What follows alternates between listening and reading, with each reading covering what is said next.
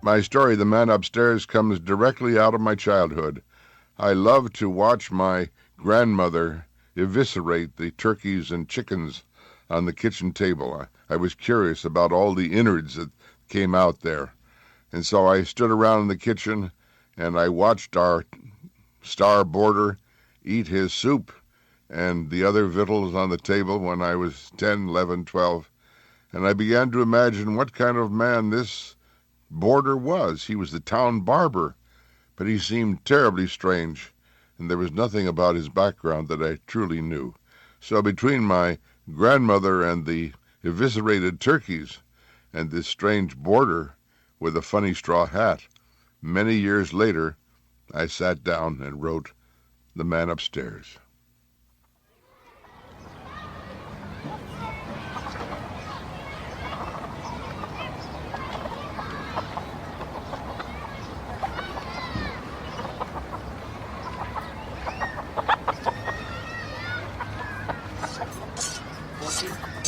$15, $16, $17, $18, $19, 20 knives, Grammy. Yeah, you be careful now, Douglas. Some of those are very sharp. Cut you if you touch them. I'm always careful. You need a good sharp knife if you're gonna cut a chicken like this. Who taught you to do it, Grammy? Why, my own grandma. And her grandma before her, I suppose. Why do you like to watch me so much? I don't know. I just like to see the way you do it. It's so neat and nice. See, there's the heart. And the slippery, slidey liver. What are you going to stuff the chicken with today, Granny? Oh, nothing fancy, child. Just a little seasoned bread. Now, you fetch me the salt cellar and the pepper pot now, and I'll get the needle and thread. Can I sew it up today? You can if you're careful. You can thread the needle for me, too. I can't see it so well these days. Always having trouble threading needles. My arms ain't long enough. Guess that's the problem. Oh, Grandma, let me do it. Well, here you are then. Now, I'll just season the stuffing. Now, you want to sew the chicken up, so you better do it right. Start here, and keep it nice and neat. Grammy? Mm-hmm. Am I like that inside? Like the chicken, I mean? I guess you are. A little more orderly and presentable, but just about the same. Only more of it. Yeah, a good deal more of it. Grandpa has lots more than me. His sticks out in front so he can rest his elbows on it. Oh, now, child. You watch what you're doing with that needle. Almost done. Nice, neat work, that. Yeah. All finished. Well, now go wash your hands. Wash them good and proper. How do you know I've got insides like that, Grammy? Oh, go away now, all these questions. You answer that for me, Douglas. Okay, Grammy, I'm going.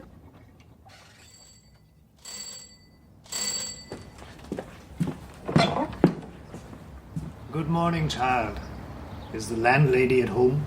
Landlady? Oh, yeah. She's my grandma. And she's busy right now. I wish to rent her upstairs room, as advertised in the shop down the street there. We've got 10 boarders, and it's rented already. You'd better go away now. Douglas, what are you saying? That's all nonsense. How do you do, sir? How do you do? Never you mind this child. I don't know what's got into him. Of course there's a room. Come in now, do. Thank you. I think we can suit you just fine. If you follow me, I'll show you the room. It's quite private and quiet. Then I think it will suit me very well. Very well indeed. Sheets, pillowcases, towels. Now, Douglas, up you go and take these to Mr. Kobelman's room. You tell him I'll make up his bed later. Do I have to, Grammy? Of course you have to. What's got into you, Douglas? You're usually so helpful. Nothing's got into me. I just don't like him. And who are you to like or dislike our lodgers? Off you go now, Douglas, and don't let me hear that talk again.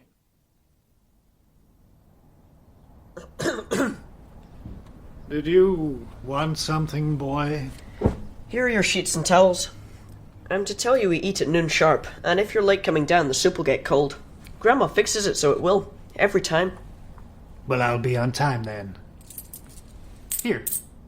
10 copper pennies. Brand new. Gee, thanks. We shall be friends, you and I. I'll drop these in my dime bank when I get them changed into a dime. I got $6.50 in dimes, all ready for my camp trip in August. I must wash now. You better go. Yeah, I think Grandma wants me. I'd better go. Mrs. Spaulding, Yes, Mr. Coberman? I have my own cutlery. Here, please use it in future. Why, you don't need Yes, to. I'm afraid I do. A wooden spoon, knife, and fork. I cannot use silver. I have an allergy. That's a pity. No matter. And I will have lunch today, but from tomorrow onwards, only breakfast and supper, please. But lunch is the best meal of the day. Nevertheless, I cannot eat lunch. I must sleep in the day. I work at nights. Oh, well, just as you please. Douglas, must you rattle your silverware like that? I'm only playing, Grandma. I know a trick. Watch me, Mr. Copeland. You just pick at the fork tine like this, and point it, and...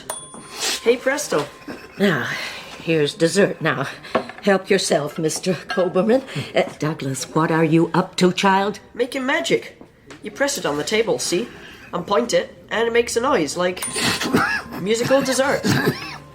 What on earth is wrong, Mr. Coberman?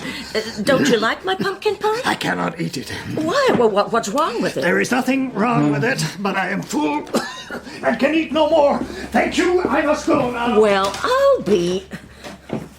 What did you do to him just then, Douglas? Nothing. I was just playing with the silverware, Grandma. Well, stop it. It's plain he doesn't like it. Don't know why. The way he was glaring at you. I know. I don't like him, and he doesn't like me. That's nonsense. Grandma, why does he eat with wooden spoons? Yours not to question why, Douglas. You heard the man. He has an allergy. Huh. When do you go back to school anyway, child? 7 more weeks. Oh, my land. Well, just you keep out of his way and everything will be fine. Mr. Coberman! Mr. Coberman! Mr. Coberman! Douglas, just what do you think you're doing? Grandma, I didn't hear you. Well, that doesn't surprise me. Didn't I tell you to be quiet?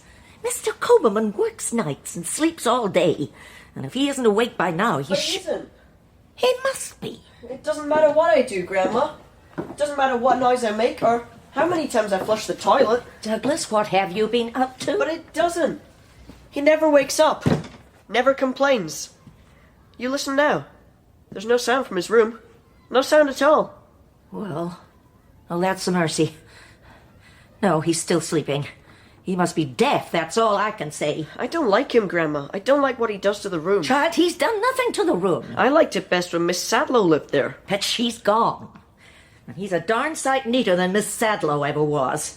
A place for everything and everything in its place. And another thing. What's that? You come help me unpack my shopping now. You know the colored glass window on the landing? Yes, I know it well, Douglas. I like to look through it. I know you do. It turns the whole world different colors. You can see blue people, blue streetcars, and blue trotting dogs. What an imagination you have. Here, put this in the cupboard before you drop it. All right. Anyway, Grammy, I was looking out that window this morning, and I saw Mr. Coberman coming back from his night's work. And I saw him through the red glass, and... And what? Well, I guess it sounds crazy, but he looked kind of strange. How strange. Oh, just strange. I don't know. Just strange. There he is. And it does things to him. His clothes seem to melt away. His skin, too.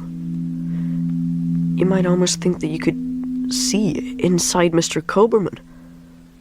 Oh, Lord. He's seen me. He's seen me watching him. And he's coming in. He's coming in. Young man, what are you doing? Just looking out the window. That's all, is it? Yes, sir. I look through all the different colored glasses. And I can see all kinds of worlds. Blue ones, red ones, yellow ones. All different. All kinds of worlds, is it?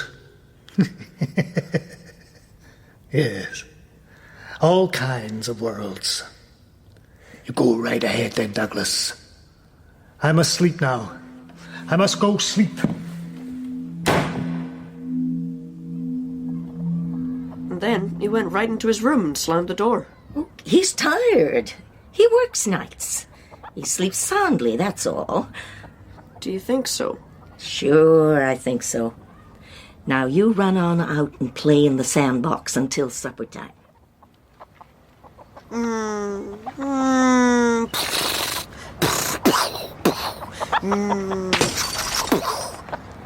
What was that? Douglas, you come here right now. What's wrong, Grandma? Douglas, I told you time and time again never to fling your basketball against the house. But I didn't. Oh, I could just cry. Oh, we'll never replace that window. Never. But I didn't. I've been sitting right here all the time, playing in the sand. You come see what you done, you nasty boy. You just come and see. Look at that. Smashed all to pieces. But Grandma, I didn't do it. Don't you lie to me. Whose basketball is that then? Whose is it? Don't tell me it's Mr. Copeland's. It's mine, but... Don't you ever do anything like that again. I didn't. Do it. And don't you tell great big lies either. Now you go to your room. And there'll be no supper for you tonight. I'll fetch my broom and sweep up the glass.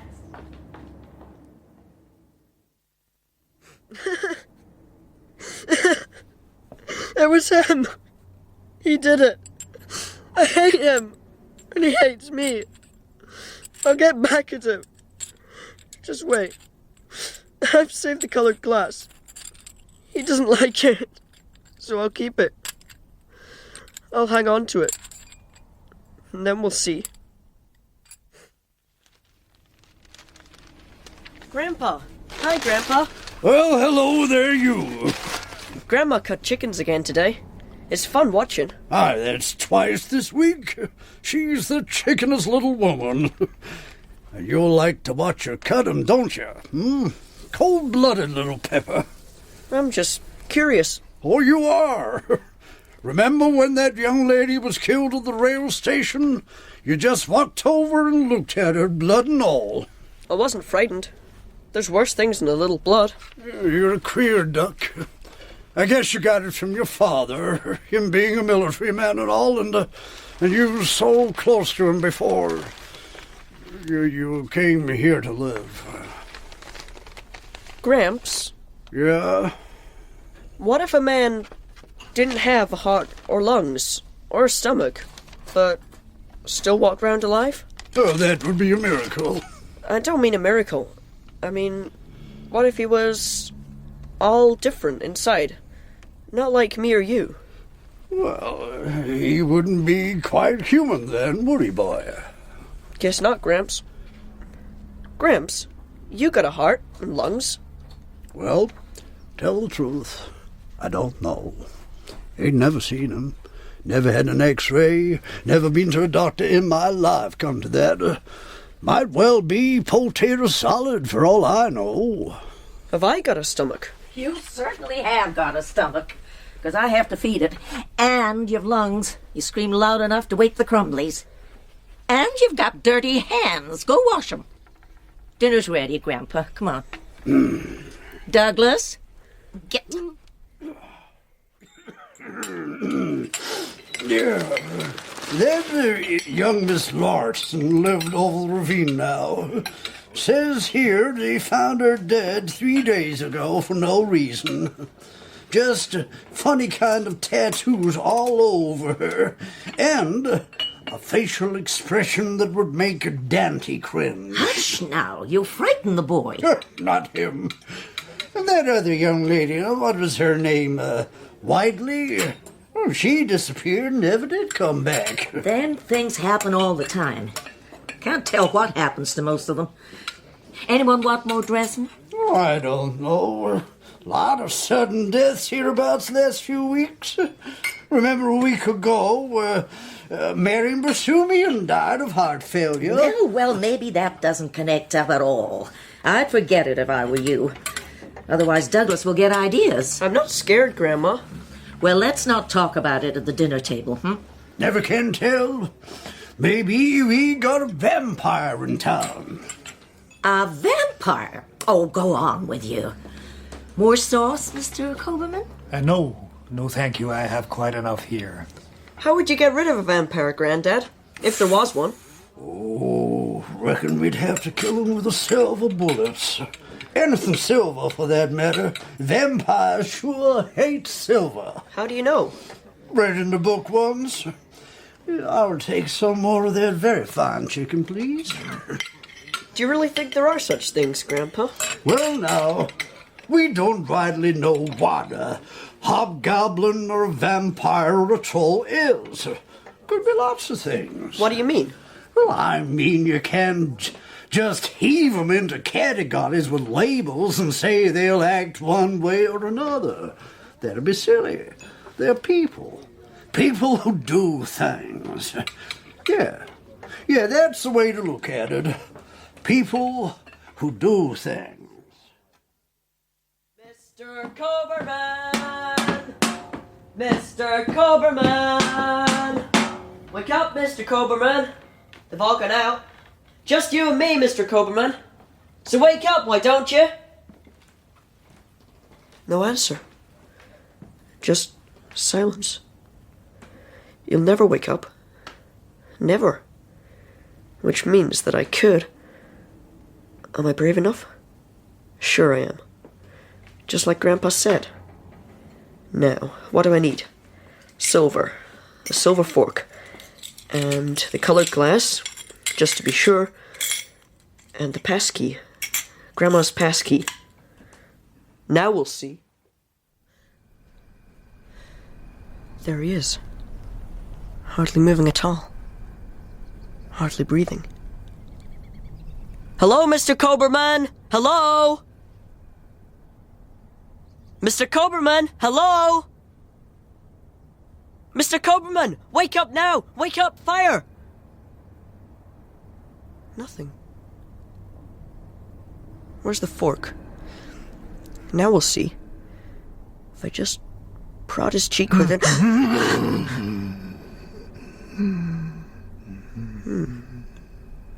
It hurts him all right. But he still doesn't wake up. Maybe he can't wake up. Let me look at him through the glass. Blue furniture. Blue bed. And the blue bureau. And Mr. Copeman's blue face and arms and... Oh, his eyes! His eyes are open! And now they're shut.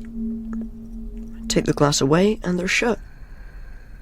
Blue glass, open. Take it away, shut. Open, shut. So what about the rest of him? Wow! I can look right inside him. Right through the wall of his stomach and inside him. Like an X-ray. Except it's just blue glass. What's it like in there? Let me get closer. Golly. Mr. Copeman is solid. Well, nearly solid. But there are strange shapes inside him. And now when I look through the red, I see one thing. And when I look through the blue, I see another. And the yellow world, why that's different again. And the blue world, the red world, and the yellow world, all living side by side. Together. In Mr. Coberman. So that was why the colored window got broken. He did it. He would have to do it. In case we found him out. Mr. Coberman, wake up! Mr. Coberman, where do you work at nights? In a red world? Or a green world? Or a yellow one, Mr. Coberman? And what do you do there, No answer. He can't move. Wait there, Mr. Coberman. There's something else I gotta fetch. Something out of Grandma's kitchen. Something nice and sharp. The biggest, sharpest... Just you wait there, Mr. Coberman. Don't you move now.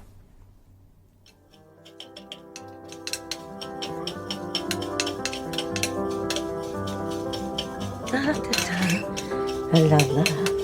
Oh, Grandma, what's this? I don't know. What is it? Looks like a box, doesn't it? A bright orange square with elastic. Wonder what these funny blue tubes are for. Douglas, will you take that out of here while I'm baking it? Smells darn funny wherever you got it. Ever seen anything like it before, Grandma? No, I can't rightly say I have. That's what I thought. Will you take it off the table? I'll leave it here, in this bucket. Maybe I better put it in some water.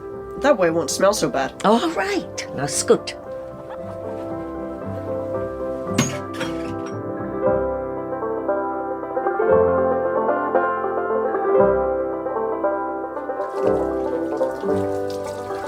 Grandma, What now? how about this then? Bright pink chain with a purple triangle at one end. What is that terrible smell, child? Will you go away and don't bother me? Just an old chain. You been fishing in the stream again? No. Back in a minute.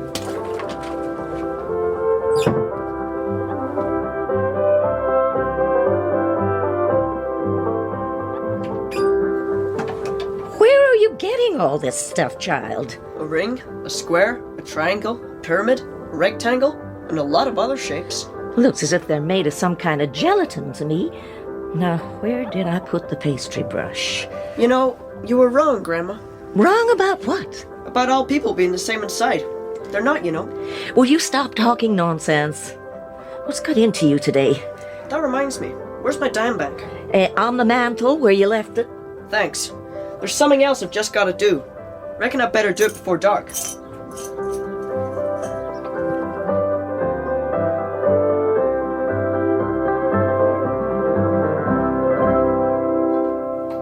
Grandpa, I've got something to show you. Come on, come with me. Hold your horses, Douglas, and let me get in the door. No, you have to hurry. Come on, upstairs. Well, sure, son, but why? You'll see. I've got something to show you. It's not nice, but it sure is interesting. Oh, is it? Grandma mustn't know about this. She wouldn't like it. Here, but, this is Coberman's room, isn't it? It was Copeland's room. What do you mean was, Douglas? What have you been up to? I told you Grandma wouldn't like it. There. See for yourself. Mr. Coberman? Oh, my God! Mr. Coberman! Will somebody please tell me what's going on up there? What's happened to Mr. Coberman? And why is the coroner here? Why is he in my kitchen? Will somebody tell me what's happening? We'll have to take Douglas away on a long vacation after this, so he can forget the whole ghastly affair. But I'm all right, Grandpa. What affair? What has happened up there? And why are they in my kitchen now? Why are they looking at all the rubbish that Douglas brought in? Said he had been fishing. I suppose he had, in a way. I suppose he had. I never said I was fishing, Grandma. I never said that. It was you who said that. Don't understand. Oh, it's ghastly. Just ghastly. But why should it be bad? I don't see anything bad. I don't feel bad. No, and neither you should, Douglas. I figure you've done us all a good turn. Shh, the coroner. Is he dead, sir? Oh, Coberman's dead, all right. Did you see those things in the pans of water, Mr. Spaulding? Did you see them? No, he didn't, but I did. They smell just terrible. But listen, this had better be kept a secret. It wasn't murder. Do you hear me now? Murder? What do you mean murder? Did somebody kill Mr. Hush, Coberman? Mrs. Spaulding. No question of murder. In fact, it was a mercy the boy acted as he did. God knows what might have happened if he hadn't. So, was Coberman a vampire? A monster? Just what are you talking about? Oh, maybe. I don't know. Something not human. Douglas, answer me one thing. When you took all that stuff out of Coberman, was he still alive? Oh, yeah. He was moving about and mumbling. But he couldn't get up. He couldn't walk. Once he was asleep like that, he couldn't walk about until after dark. I knew that. All those pyramids and chains and triangles, and he kept on living. Yeah, I'm sure of it. Oh, my God. Douglas, you mean to say that you... Just like a cut him chicken, o- Grandma. But I knew he was still alive, after a fashion. So what did kill him, Douglas? What finished him off? What did you do? Yeah, what did you do, Douglas? You sure as hell is dead as a dodo now. Why, Grandpa? I did what Grandma does to the chickens. I stuffed them and sewed them up. Nice and neat, just like she showed me. But what did you stuff them with? My savings. Your savings? Yeah. He hated silver, see? So that's what's in him. $6.60 worth of silver dimes right inside Mr. Copeman's chest. That finished him off all right. Well, I'll be. Good job he watched his old grandma. You know, I never liked that man. I never did. He wasn't a good man, Grandma. In fact, I began to wonder if he was a real man at all. Well, I reckon the county will just have to reimburse you, young Douglas. Gee, that's all right. I don't mind. No, it's only fair. The county will pay you back with interest. After all, you've done us a favor. I think you made a wise investment, Douglas. A very wise investment indeed.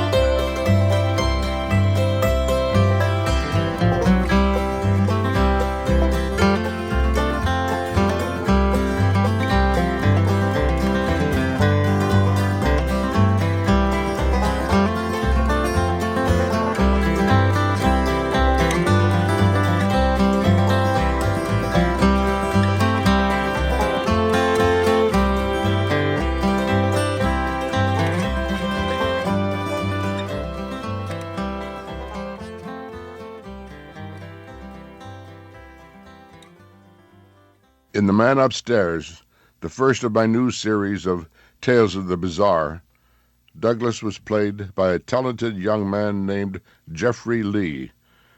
Mary Riggins played Grandma, and Coberman was played by Finley Welsh. Charles Kearney played Grandpa. Other parts were played by members of the cast. My story was dramatized by Catherine Sarkowska, and the play was directed in Edinburgh by Hamish Wilson. My name is Ray Bradbury. Next week's bizarre tale involves another strange young boy and the even stranger world in which he lives. Jack in the Box is the name of the story. I hope you'll join me then.